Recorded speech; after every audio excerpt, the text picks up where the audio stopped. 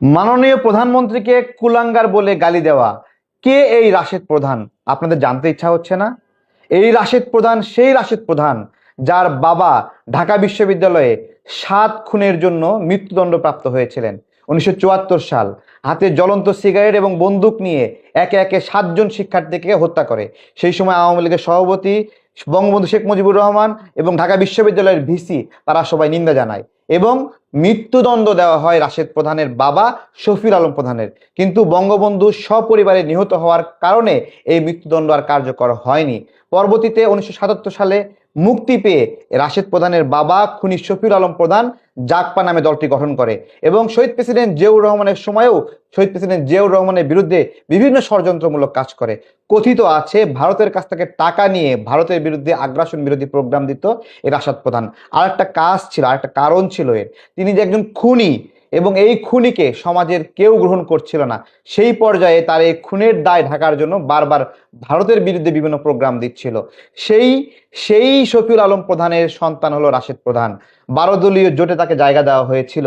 সে 12 দলীয় জোটে থেকে তিনি 12 দলীয় জোট ভাঙার জন্য একাধিকবার ষড়যন্ত্র করেছেন এবং পরবর্তীতে এই ষড়যন্ত্রের জন্য একবার বের করে দেওয়া হয়।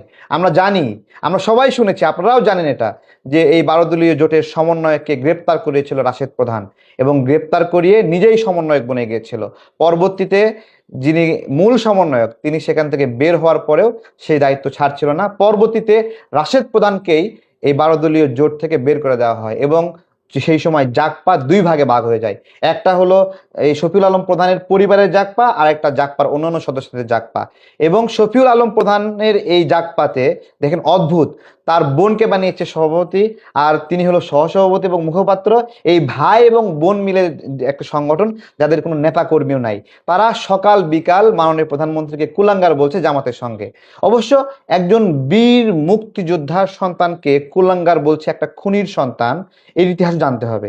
আমাদের 1971 সালে যুদ্ধের সময় রাজাকাররা আমাদের মুক্তিযোদ্ধাদেরকে কিন্তু এভাবে কুলাঙ্গার বলতো, জারজ বলতো এবং ভারতের দালাল বলতো।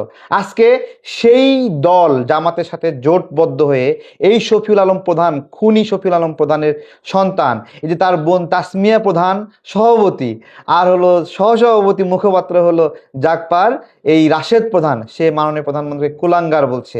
এরা কি রাজনীতি শুরু করছে? এদের কাছে রাজনীতি মানে হলো সাউয়া ছিঁড়ে ফেলো, এদের কাছে রাজনীতি মানে কুলাঙ্গার, ভারতের দালাল। এদের কাছে রাজনীতি মানে হলো একে ওকে দালাল খেতাব দেওয়া। এবং এই যে এদের আরেকটা নারী নেত্রী ছিল, হ্যাঁ, এই যে এই রাশেদ প্রধানদের মতোই নির্লজ্জ এবং চরিত্রহীন, হ্যাঁ, এবং খুনিদের উত্তরসারী সাউদা বিবি, সেও তো একই কাজ করেছে। সে কি করেছে? মাননীয় প্রধানমন্ত্রী এবং তার মেয়ে জাইমান রহমানের ছবি লিগে তাদেরকে স্বামী স্ত্রী পরিচয় দিয়ে যে স্বামী স্ত্রী সিনেমা দেখতে গেছে। এই ধরনের নোংরা কার্যক্রম এই রাশেদ প্রধানরা করছে আর আমাদেরকে এটা শুনতে হচ্ছে। এটাই নাকি বাক স্বাধীনতা? এইটাই যদি বাক স্বাধীনতা হয় তাহলে তাহলে তাহলে সকালে একজন যাই বক্তব্য দেবে, এটা ছিঁড়ে ফেলো, ওটা ছিঁড়ে ফেলো, এটা ওরে মারো, এই মারো, ওই মারো, এইরকম। আর যদি সেখানে যদি তাদেরকে জবাব দিতে আওতায় নিয়ে আসেন তাহলে বলবেন যে এটা এই যে গণতন্ত্র হাই হাই চলে গেল, গণতন্ত্র চলে গেল, হ্যাঁ, বাক স্বাধীনতা চলে গেল। কিন্তু বাক স্বাধীনতা মানে হলো পিতা আর কন্যাকে স্বামী স্ত্রী বলা না। বাক স্বাধীনতা মানে একজন বীর মুক্তিযোদ্ধা স্বাধীনতার ঘোষকের সন্তানকে কুলাঙ্গার বলা না। এই বাক স্বাধীনতার ফাঁসি চাই আমরা।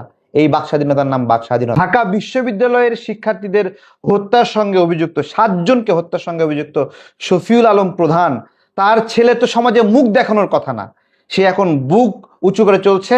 আর একটা দেশের নির্বাচিত সরকারের প্রধানমন্ত্রী, সদ্য নির্বাচিত জনগণের দেওয়া ভোটে নির্বাচিত প্রধানমন্ত্রীকে এখন পর্যন্ত তারেক রহমানের কি কি ভুল আপনারা পেয়েছেন? কি ভুল পেয়েছেন? 12 লক্ষ কৃষকের ঋণ মাফ করে দিচ্ছে, এটা কোনো অপরাধ? গ্রামের দুস্থ মহিলাদেরকে ফ্যামিলি কার্ড দিচ্ছে, এটা কি ক্রাইম? কৃষকদেরকে কৃষক কার্ড দিচ্ছে, এটা কি ক্রাইম?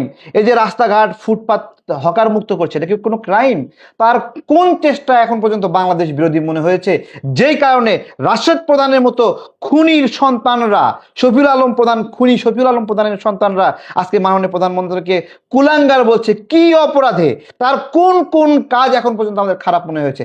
এখন পর্যন্ত যেখানে চাঁদাবাজি হয়েছে সঙ্গে সঙ্গে গ্রেপ্তার করা হয়েছে, যেখানে খুন হয়েছে খুনিকে গ্রেপ্তার করা হয়েছে। কোন জায়গায় অন্যায়কে প্রশ্রয় দিয়েছেন যেই কারণে বীর মুক্তিযোদ্ধা স্বাধীনতার ঘোষকের সন্তানকে কুলাঙ্গার বলছে একটা খুনির ছেলে? এটার জবাব আমরা সরকারের কাছে চাই।